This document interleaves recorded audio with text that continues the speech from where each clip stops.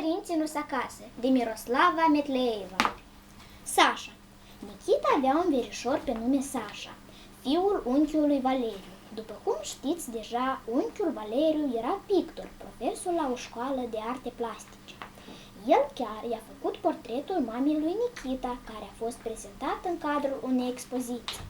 Sașa s-a remarcat printr-o interpretare impecabilă a cântecului despre năsturelul cafeniu.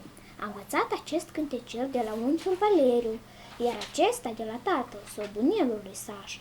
Băiatul nu refuza niciodată să-l cânte, mai ales când îl ruga cineva de la școală, el fiind pe atunci elev în clasa a doua. Cântecul era despre un băiețel pe nume Alioșa, care a găsit pe drum un nasture cafeniu pe care era scris ceva dintr-o limbă străină. Băiețelul a alergat imediat la pichetul de grăniceri și le-a arătat obiectul găsit. 4 zile la rând, grănicerii au scotocit împrejurimile până au pus mâna pe un spion. Se încheia cântecul cu refrenul: iată cum pe acel spion, chiar lângă hotar l-au prins și hotarul nostru gata nu-l va trece niciun ins.